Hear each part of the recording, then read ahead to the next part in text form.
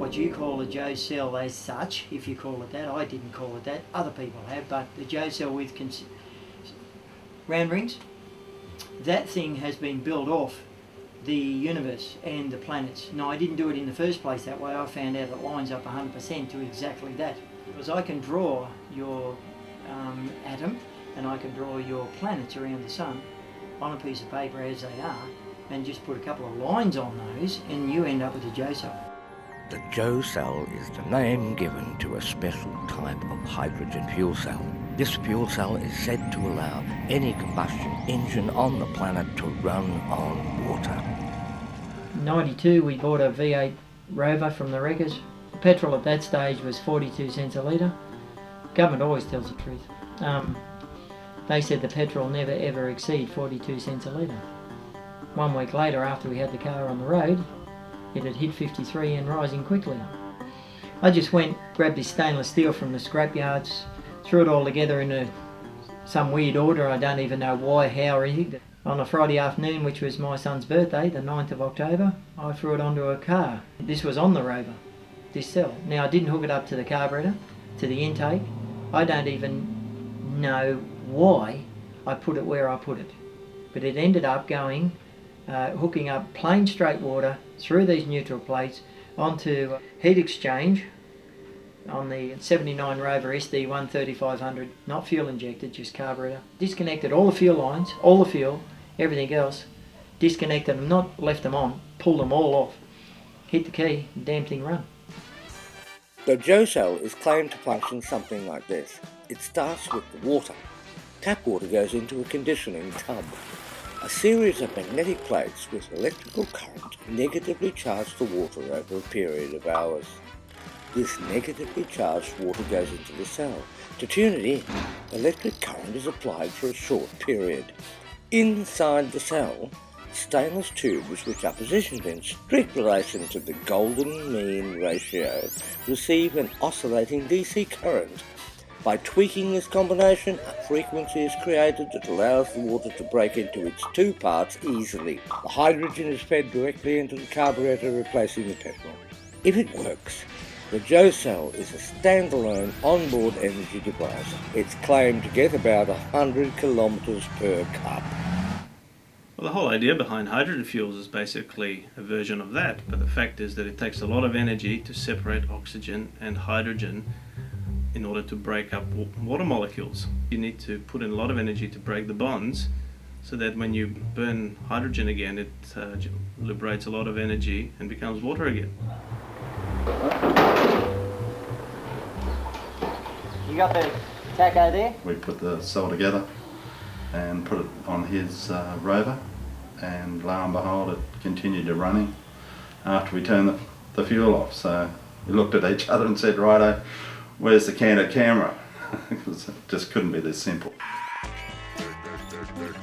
Get with the Joe cell, it's coming to you with the electropulsing hydrogen power that will blow your engine away. Get on the frequency groove and plug your caboose into the energy that's loose with the total over unity tower power.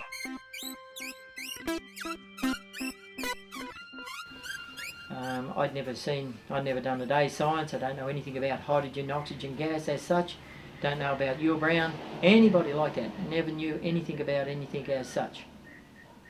And I do know a hell of a lot about mechanics, you know, pretty good whiz on that. This balloon's going to do one of three things. One is it's going to implode and flame and turn the balloon inside out, and in-rushing air is going to take every hair off me or everything else. The second thing, that's if we got the implosive gas straight off.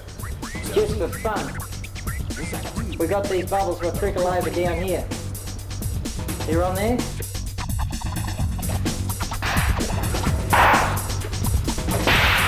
frequency again,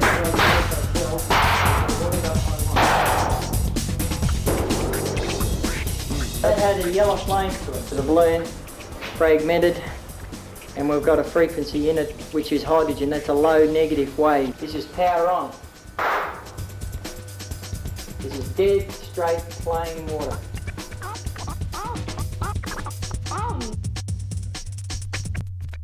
Over-unity devices are sometimes called free energy devices, and we say that is an inappropriate use of language, because clearly the electric inertia that comes from the gravity field due to fractality is not free, and there's a price to be paid. In the case of specifically hydrogen implosion devices, the inertia that's in the hydrogen was put there by the sun, and that there took some work to do that.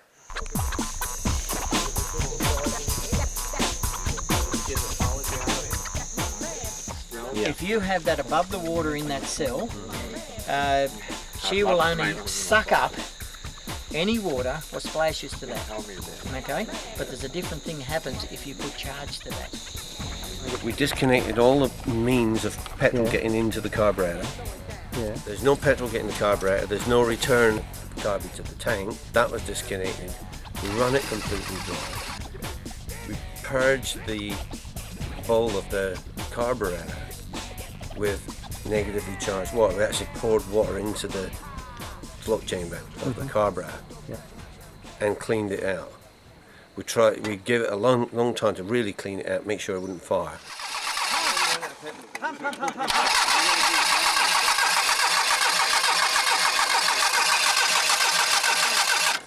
And then we got the cell connected.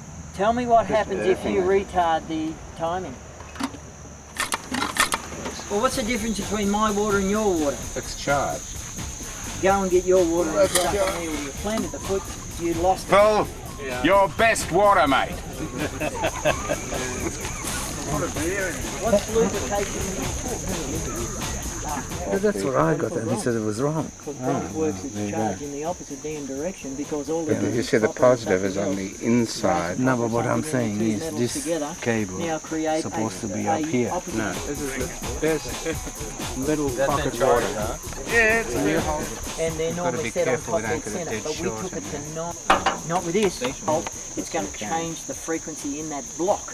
And it's firing, and yet there is...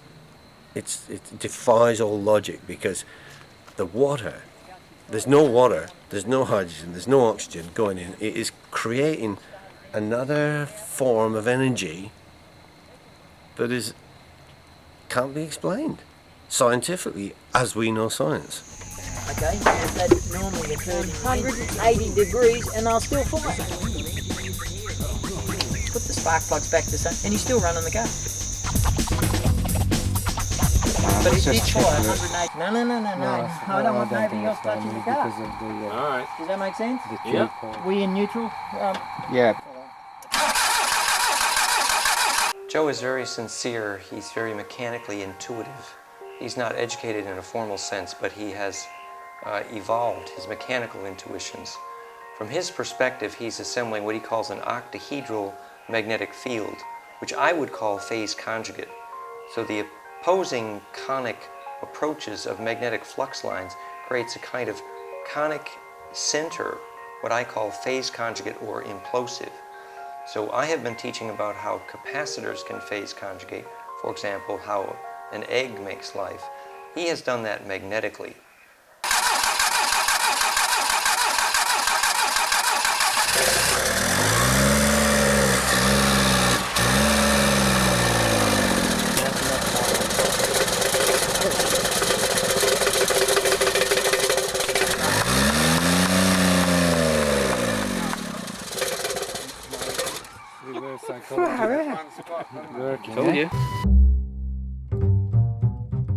So the laws of energy conservation in combination with the laws of thermodynamics tell us that you can't get more energy out of a system than originally went into it. And that's why these things just can't work.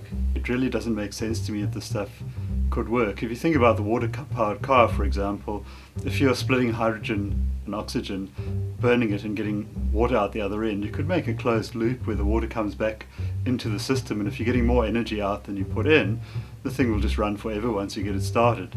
Everything we know about the universe, which is what science is about, trying to understand the way the universe works, the way the world works, everything that we know tells us that this is impossible. Some of the guys who'd seen the car running think, oh, I think Joe must have put some petrol in there. He might have had some, he may have switched bottles, put another bottle in. And I said, but we passed that bottle around and took a drink out of it. It was just water in it. Suffering from a kind of delusion, refusing to accept reality. With extreme magnetic implosion, he's actually able to make the impurities in the water vaporize in a magnetic vortex. I believe that does relate to the use of the Joe cell classically for hydrogen, in that the concentric rings of the metal cylinder that were used, he actually would identify which end of the metal pipe was extruded first in the process of manufacture, because there'd be a little bit of ion bias in the direction of magnetic line up and down that metal piece of pipe. And if you balance those perfectly end to end, the concentric pipes, you create a perfectly what's called phase conjugate, or what he calls octahedral magnetic fields. I'd love to have a device like that in my backyard. You know, I wouldn't have to pay for energy ever again. But it's not going to happen. I never could understand why, if we had the possibility of having free energy, why we had to have energy we paid for. But that's capitalism and where our consciousness is at the moment. With our original group that we formed, which was called ASTRO, Alternative Scientific and Technological Research Organization. And so we formed this in the early 90s, and our aim was to research a lot of the new energy that was coming out at the moment. And Yul Brown was a Bulgarian inventor who decided to come to Australia after the war. He started a factory in Sydney, and he started putting together hydrogen gas generators and selling them as a welding apparatus. So we bought his first hydrogen gas generator and actually had to sign a statement that we wouldn't use it for anything other than welding purposes, although we wanted to use it to run internal combustion motors. Then we decided to make up our own fuel cell, producing hydrogen on demand. Got quite a bit higher fuel efficiency, and it even got to the point where one night driving back from Casino to Tabulum, this Holden station wagon, a 6-cylinder, actually ran out of petrol. What we were doing is we were supplementing the hydrogen oxygen we were getting from the fuel cell with the petrol. And this actually ran out of petrol and coughed and sputtered and then continued running. And when we got home, we found that the bowl of petrol was completely empty and it had been running just on the fuel cell. So that was quite exciting that we'd gotten 100% efficiency out of this fairly crude fuel cell.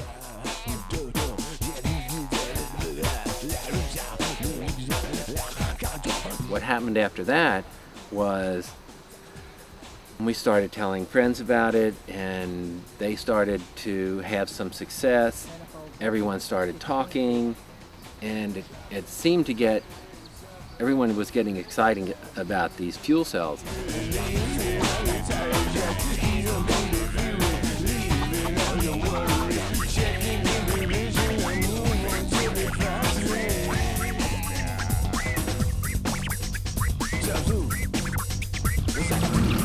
Fully charged, yeah. Fully charged. That's just still run without anything. Yeah, so we've anyone got a pressure gauge? Yeah, back in the morning, I get a bang on the door. It comes out my dressing gown. Here's Professor Ron Davis, who apparently wrote up all the science for Yul Brown on Brown's gas, hydrogen and oxygen gas. And he's fronted at my doorstep, and he's driven from Sydney all night long. You know, I'm Professor Ron Davis. I said, huh? You know hydrogen, oxygen gas, Yul Brown's gas? I said, Sorry. And don't know what you're talking about. He said, oh, anyway, by the way, he said, I heard that you got a car running off water. Yeah, well, whatever. Yeah, I did. Yeah. He said, could I have a look at it? I said, sure. So went out the back and everything else and so on. He's supposed to know all this stuff. So there's this big long cylinder you can see plain water up into. It's got a glass end and everything else. And so we hooked it up to the car, hit the key. He checked everything that had no fuel and everything else, so on. Fired it up and that surprised him. I said, you know what's in the tank? Nothing. You know there's no lines connected? Right? We go for a drive.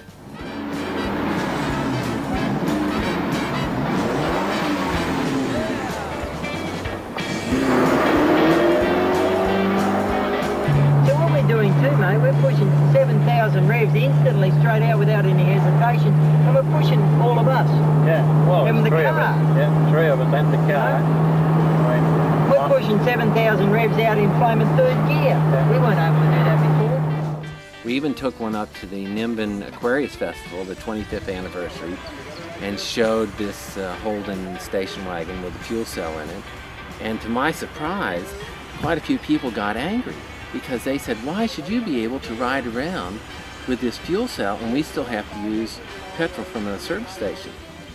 But a couple of the guys up there said, oh, your fuel cell's a lot more efficient than ours.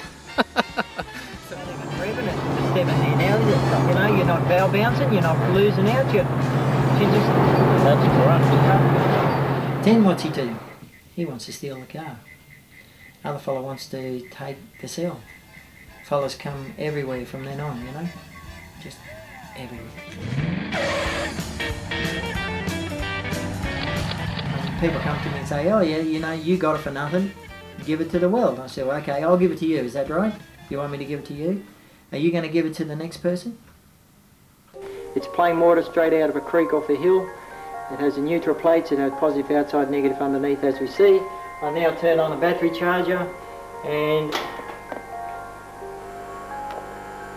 you will see. Hallelujah. Now look down the side. Work your way over the side. You'll see that's hydrogen going downwards. It won't break the surface. You see this vapour coming off the top? That's possibly what's running the cars.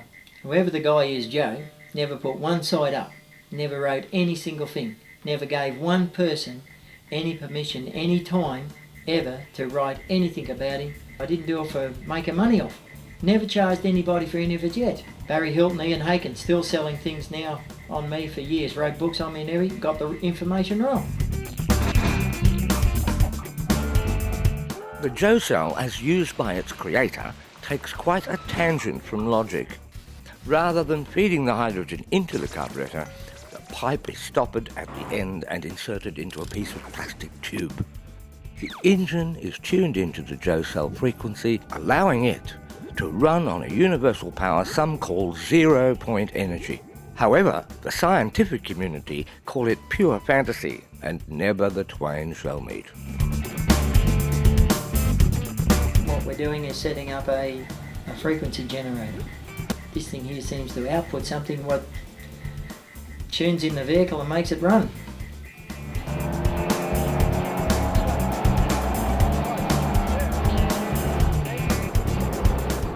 The car that runs on water is not actually running on water. No, it's running on an energy created by the water. That's the way I see it. They don't use water. Can't possibly be running water because the outlet from the cell is connected to a dead end. I didn't understand why the vehicle seemed to start and run perfectly when nobody else seems to be able to hit it. This stuff works very strangely. So I just went on and did different cars, probably 20 or 30 cars, learnt more information about things, built plates and cells and everything else, no electrolyte, no power input, different plates what shouldn't be connected. We get electricity off the cells, we get implosion, explosion, we get all these different gases. We ended up getting a resonating field within the tubes, so we actually have tubes in place that aren't electrically connected but are within the electrical field producing gas. So we've got excitement happening. They're just playing with little just half-truths, making things sound like they're possible because they have all the elements of something that's possible, but the quantities are wrong. what happened with the RTA was to get the hydrogen fuel cell approved by them, they wanted to have a couple of cells in new cars that they could test crash. It was going to cost around $250,000, which we didn't have. A local member told a local politician, and so it actually got back to the federal government at the time. They offered us $10,000 and a new car if we would sign over the rights to this fuel cell. Well, we didn't think that was a good enough deal because we wanted to hold some sort of proprietary rights over it. So we didn't do that. And soon after that, we had a group called ACES saying it was not in our best interest to continue this line of research. They stressed their point quite vigorously, even to the point where the local police said that they didn't want any fatalities in their district, and they gave us sawed-off shotguns to protect ourselves with. So we knew it was serious when the police were giving us arms to protect ourselves. Had the Department of Defence through H Division were astounded at what we were doing. We showed them through the workshop over at the back of Joe's place. We were there for 3 days filming. I think they were amazed that we were just freely giving it away, that we weren't selling it. The engineer from Audi come across with a ASIO government fellow, what we know definitely is Australian ASIO government. They fronted, wanted to see about me cells and everything else, so on like that. Spun him out in a couple of minutes too. You know, we've had Professor Ron Davis wanting to take out these cars. He took the first one. We never got it back or anything else. Mechanics, engineers, physicists, government people following you everywhere, bugging you, threatening you. Beyond 2000 we're going to do articles on me and everything else, and then when we get calls, somebody must have been bugging somewhere and going to send me kids back in the post to me if I go ahead with the story. So I said, stuff it, shut it down, not interested. Then they try and come and take your cars. Stan Meyer, we first heard about him in the early 90s. He had a Volkswagen dune buggy operating on a fuel cell, 100% efficiency. So I went over to visit him and see his factory in Columbus, Ohio. He not only had cars and buses running on this fuel cell, he actually had a Commander 13-seat jet. So Stan Meyer said he wasn't too afraid of the powers that be, and he was going to go ahead and develop his fuel cells anyway, especially since he had discovered the frequency which would split water easily. But unfortunately, he was eating in a restaurant. He got up, he said, "I've been poisoned." He walked outside, he keeled over, and he died. Within 2 years, we had lost 3 major inventors. We lost Bruce De Palma, we lost Stanley Meyer, and we lost Yule Brown. So even to this day, this fuel cell research is not strictly legal and not allowed to come out. My challenge to people who say they can do this sort of thing is bring it along to university and show it off to the professors of physics and engineering and so on, demonstrate it to a skeptical audience, show us it can actually work. There's going to be a whole bunch of Nobel Prizes for showing all the stuff can actually work. I, for one, would be really fascinated to see, you know, just about everything we know about physics being overturned. So bring it on. We could run almost all of our internal combustion and directly on implosive hydrogen, rather quickly, easily, and directly. So the lessons here are good, and civilization might even make it if we could teach the principle. And for someone who has seen this and still believes there might be some sort of trick involved, maybe their consciousness is not ready to accept this. Not interested in making the dollar, not interested in the business, not interested in the fame and glory whatsoever, at all. Don't want to go down, like they said in history, as a famous guy this time. It's like Thomas, putting his finger into Jesus, into the wound. He sees it, he knows Jesus died on the cross, but he still doesn't believe it until he puts his finger in there. Don't want to go down the ground, don't want to go down history, don't want to be known. A simple guy, don't care.